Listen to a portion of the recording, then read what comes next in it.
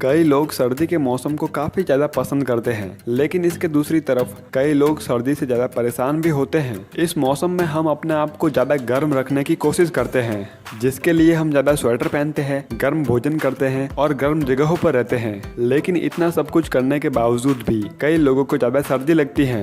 इसके पीछे बहुत से कारण हैं। हमारे शरीर का सामान्य तापमान लगभग 98.6 डिग्री फ़ारेनहाइट होता है, लेकिन उम्र के साथ ये कम भी होता जाता है। लेकिन आपके शरीर का तापमान सामान्य होने पर भी कई सारे कारण आपको ठिठुरती हुई ठंड महसूस करा सकते हैं। अक्सर ये पाया गया है कि पुरुषों की तुलना में महिलाओं को ज़्यादा ठंड महसूस होती है, क्योंकि अक्सर महिलाओं में मेटाबॉलिक रेट काफ़ी कम होती है। इसका मतलब महिलाएं आराम के समय अपनी ऊर्जा को, अपने तापमान को बनाए रखने के लिए काफ़ी कम ऊर्जा खर्च करती हैं, जिसके कारण उनके शरीर में इतनी गर्मी उत्पन्न नहीं होती है, जो बाहर की सर्दी को अपने सिस्टम में आने से रोकने के लिए आवश्यक है। चलिए जानते हैं उन कारणों को जिनकी वजह से सर्दी के मौसम में ठंड से बचने के लिए सारी व्यवस्था करने के बावजूद भी किसी व्यक्ति को ज़्यादा ठंड लगती है। एनीमिया, ठंड लगना, थका हुआ और कमजोर महसूस करना ऐसे संकेत है जिनसे आपको एनीमिया हो सकता है। एक ऐसी स्थिति जहां पर शरीर के अंदर हमारे सभी अंगों तक ऑक्सीजन पहुंचाने के लिए पर्याप्त मात्रा में हमारे ब्लड में रेड ब्लड सेल्स यानी लाल रक्त कोशिकाओं की कमी होती है। बच्चे के जन्म के दौरान ब्लड लॉस होने के कारण कई महिलाओं को एनीमिया होने का खतरा अधिक होता है और आयरन की कमी इनमें प्रमुख कारणों में से एक है। इसलिए आयरन सप्लीमेंट्स लेना और ऐसा भोजन करना जिसमें आयरन शामिल हो, ये बहुत ही आवश्यक होता है।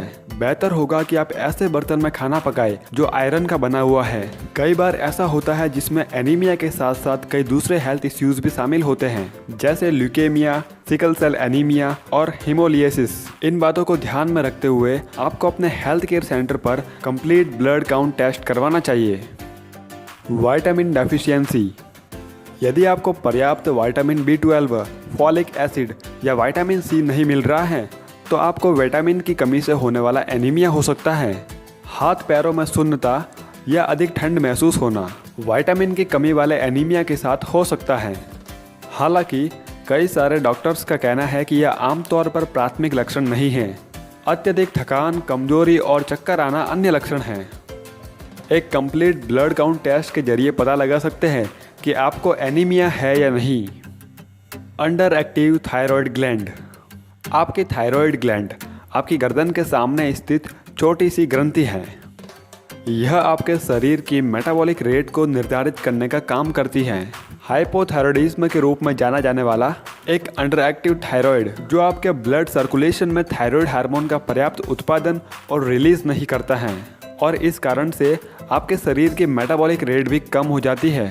शरीर के तापमान का कम हो जाना, एनीमिया और हार्ट फेल्यूर ये सभी हाइपोथायरॉयडिज्म के लक्षण हैं। यदि थायराइड ग्लैंड पर्याप्त मात्रा में एक्टिव नहीं है तो आपकी कोशिकाएं गर्मी पैदा करने में असमर्थ हो जाती हैं और इस वजह से आपकी बॉडी का टेम्परेचर डाउन हो जाता है और आपको ज़्यादा ठंड महसूस होती है। हाइपोथायरॉयडिज्म जो पुरुषों की तुलना में महिलाओं को अधिक बार प्रभावित करता है।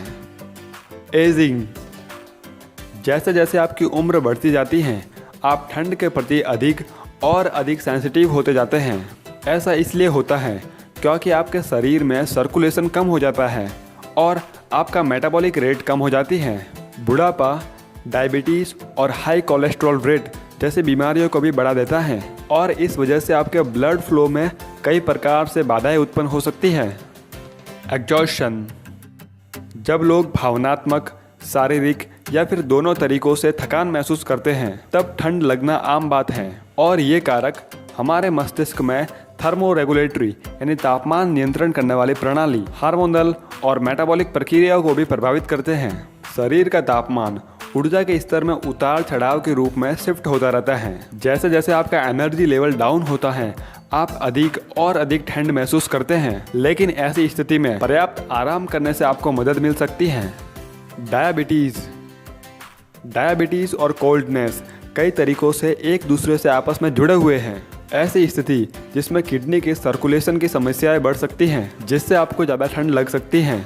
किडनीज की समस्याएं एनीमिया का कारण भी हो सकती हैं, जो कभी कभी ठंड की सेंसिटिविटी को बढ़ा लाती हैं। अत्यधिक प्यास लगना, भूख लगना, थकान और बहुत अधिक पेशाब करने की आवश्यकता अन्य डायबिटीज के लक्षण हैं। शुरुआती लक्षण काफी कठिन हो सकते हैं, लेकिन यदि आप जोखिम वाले समूह में से एक हैं तो आपको समय समय पर ब्लड शुगर लेवल को टेस्ट करवाना चाहिए। डायबिटीज का खतरा सबसे अधिक उन लोगों को होता है जिनका वजन काफी ज्यादा है। ब्लैक स्किन वाले लोगों को और हिस्पैनिक पुरुष और महिलाओं को भी डायबिटीज होने की संभावना काफी ज्यादा होती है। Panic attack. प्रत्येक वर्ष लगभग 10% अमेरिकन लोगों को पैनिक अटैक का अनुभव होता है, जो आमतौर पर चिंता, अवसाद और अन्य स्थितियों के कारण उत्पन्न होता है। हर एक व्यक्ति पैनिक अटैक का अनुभव थोड़ा अलग तरीके से करता है, लेकिन सामान्य लक्षण जैसे कि सांस लेने में कठिनाई, सीने में दर्द या डर की भावनाएं हैं